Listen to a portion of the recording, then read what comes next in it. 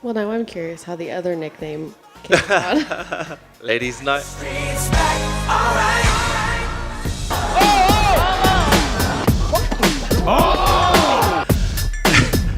Cheers. Puna just showing some of his skills, some of... From ladies' night to fight night, Carlos Ulberg was built to turn heads, but now he's turning off lights. He's the UFC's deadliest heartthrob, proof that behind the pretty face is a violent, vicious fighter on a warpath to gold. This Polynesian powerhouse is crushing hearts and heads, adding a win over former champion Jan Błachowicz to his illustrious 8-fight win streak. But how did he get here? From runways to record-breaking knockouts, this is Carlos Ulberg, the Black Jag. Carlos Ulberg was born November 17th, 1990 in Otara, South Auckland, or as he calls it, the Hood of New Zealand. Otara. Which is like our version of, I guess that's our hood. That's the hood. That's a hood back home. Describe the type of upbringing that you had. Life wasn't easy. He grew up in the foster care system, bouncing between homes, learning early on that stability was a luxury, one he couldn't count on. His social life didn't offer much peace either. Being a tall, charismatic, handsome kid, you'd think Carlos would have found himself in a solid social circle. Nope, Carlos became the prime target for bullying, learning quickly that respect wouldn't be handed to him. He had to take it.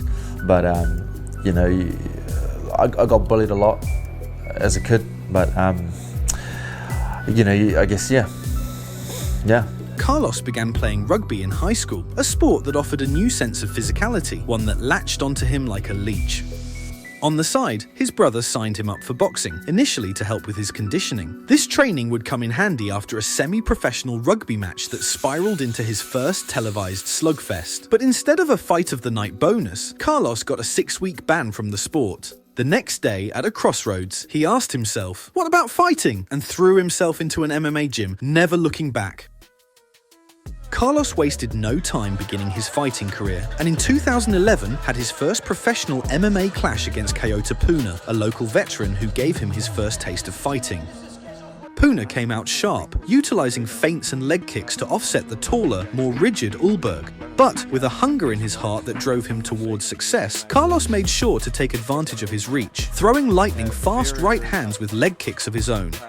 The vet tried to mix things up, throwing a spinning back kick that gave Olberg an opening for a flying knee. But Puna was quick, ducking, using the momentum to pin Olberg against the cage before attempting a back take that failed, allowing Olberg to get the reversal and stand back up. The veteran's cardio would not stand the test of time, however, eventually caving to the pressure of the younger, more athletic Olberg. Maybe it's just that he's tired himself and he's doing a good job, and Olberg really lifting hard and carried a Puna down to the ground, really doing the battering, and he wants Kayota Puna to get up. While this debut marked the beginning of his MMA career, we would still be looking at years before the UFC. Now you may be wondering, how did he make money through all of this? The answer? Well, that's where his first nickname, Ladies' Night, was born. From 2011 to 2014, we'd see him take a stint from his professional fighting career to indulge in the spicier aspects of life, spending his time modelling for various companies, as well as hosting what he refers to as Ladies' Night all throughout Auckland.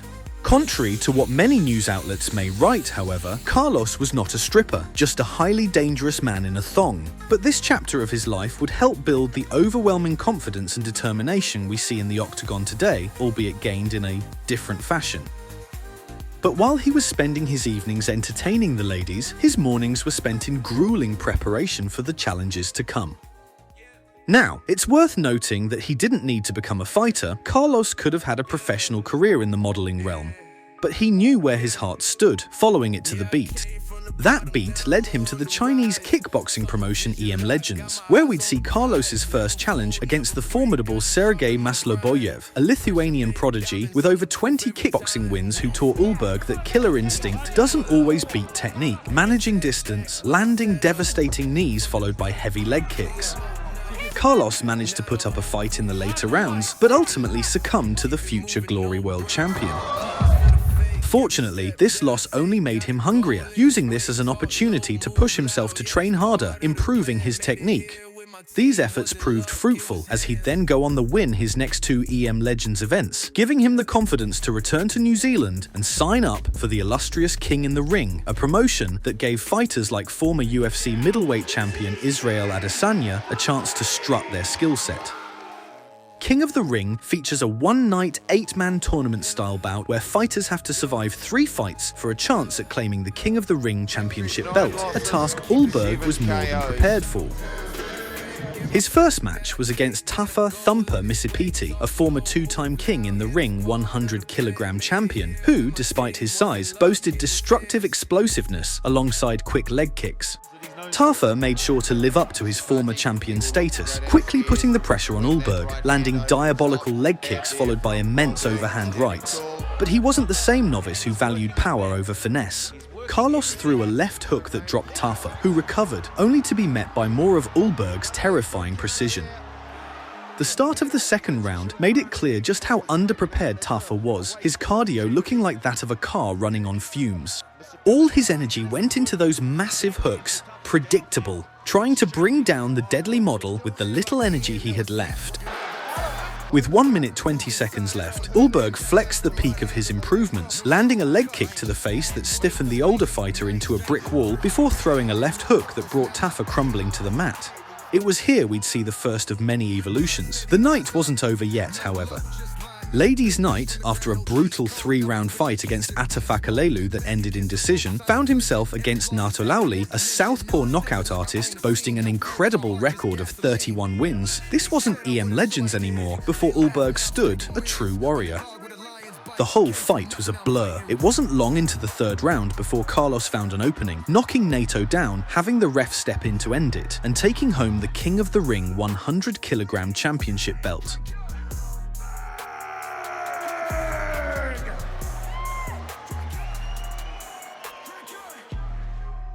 Gone was the former brawler who relied on his natural talents alone. Carlos shed his former self, breathing life into a kickboxer that could dismantle his opponents with IQ, precision, and control.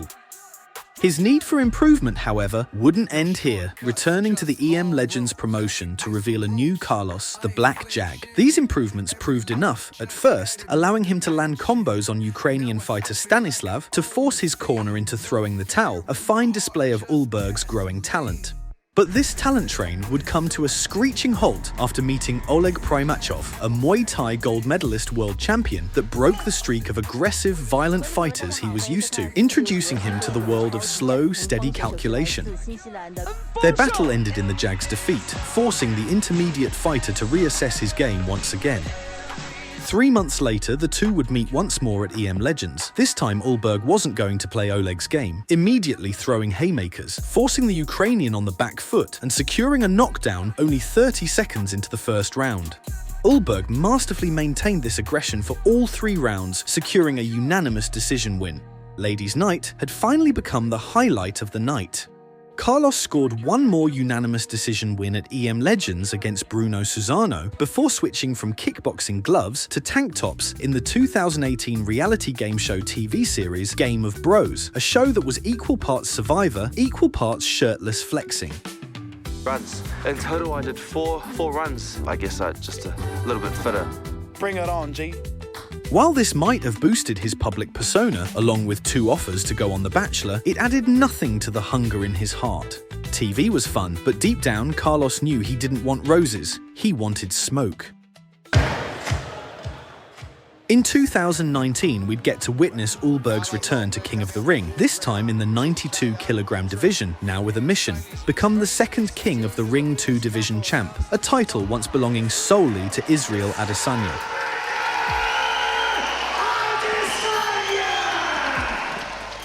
This time, Carlos would make the big-name promotion appear as just another amateur fight night, handling each scrap with ease, securing 3 TKOs in one night, claiming the 92kg belt, putting on full display that he was ready for something bigger.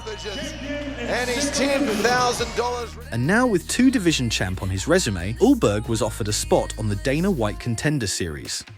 Think Shark Tank, but for violence. You walk in, regurgitate your fighting ability to Daddy Dana, and pray to God he likes what he sees enough to offer you a contract.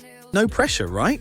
Apparently so. Olberg wasted no time in his Contender Series matchup against Bruno Oliveira, landing an exceptional first-round knockout that shocked the stadium, along with Big Papa D, enough to award Olberg his very own UFC contract.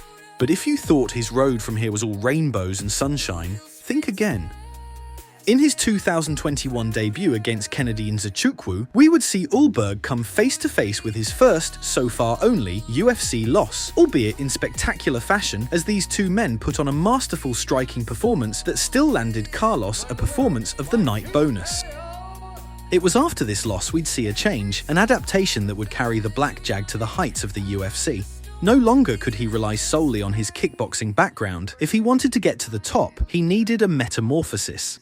So, he put in more time, more sweat, more blood. He improved his ground game, treating the mats like his personal university, studying BJJ, wrestling, judo, while simultaneously taking his striking from kickboxing singularity to MMA proficiency. These changes completely rewrote the course of Olberg's career, letting us bear witness to one of the most brilliant fight streaks to date in the light heavyweight division. First came his showdown against fellow UFC rookie Fabio Cherant. While not the most entertaining, still demonstrated his desire to move forward in the division, winning the bout via unanimous decision. Fast forward to Olberg's clash against Tafon Nchukwi, where we'd see Olberg display that knockout violence we've been vying to see for ages, taking out his opponent 1 minute 15 seconds of the first round. Quick shot from Olberg. Nchukwi is on shaky legs. Now he's down. Carlos would then be graced with his next true challenge, with our favourite Kiwi more than ready to get pressed, facing Nicolae Negumereanu, a Romanian veteran boasting a 13-1 record consisting of highlight reel finishes and MMA devastation. But Carlos didn't care, seeing the Romanian as just another obstacle on his road to UFC Championship. The New Zealander made quick work of the Romanian, scoring another first-round flatline just 3 minutes 44 seconds into the first round. Carlos wasn't here to play games, he was here to plant statements, to reveal to the UFC that even this pretty face can pack a massive punch. Not just punches though. In 2023, we'd see him put those new grappling moves to the test against Woon Jung, a man that shut the lights off the likes of Kennedy Nzechukwu. Against Olberg, Jung's accomplishments looked more like gold stickers, as the New Zealander made easy work of the Korean, bringing him to the mat before securing the rear naked choke in the third round.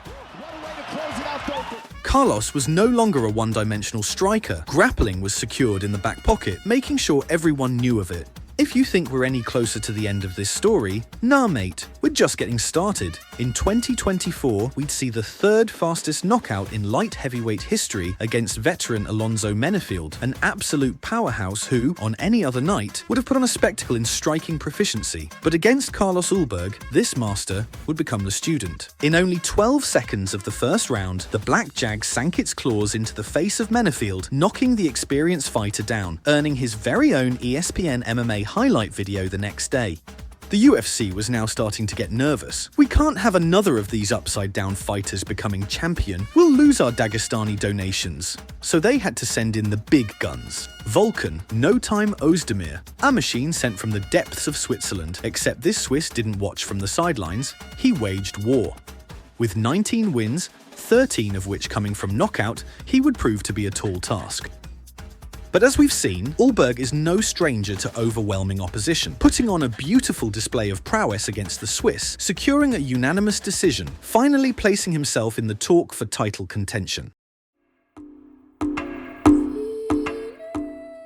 That is, until they booked the war against former light heavyweight champion Jan Błachowicz. Blachowicz, the Polish pulverizer that's taken on the best of the best, from fan favourite Glover Teixeira to legends such as Magomed Ankalaev alongside Alex Pereira. This was going to be Olberg's biggest test yet, the one that would finally make it clear to the world that the Black Jag has what it takes to stand against the greatest, literally.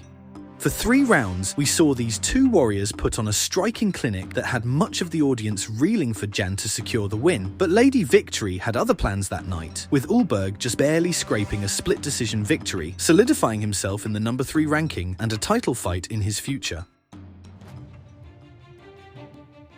What would you like to do with that name? What would you like to do next? Well, definitely. I mean, eight fight win streak, the longest win streak in the light heavyweight division. I'm definitely looking at a light heavyweight title contention. Carlos Ulberg's story has been riddled with hardship, from his foster care upbringing to the bullying he received as a child. But these adversities are what shape greatness. He didn't just prove he could scrap, he proved that even the deepest scars don't make you weaker, they make you more dangerous. For now, he rides steady as the number 3 ranked light heavyweight in the UFC. But who knows, with a title fight looming in the distance, or even a bout with Pereira, one thing is for sure, Carlos's story is far from over.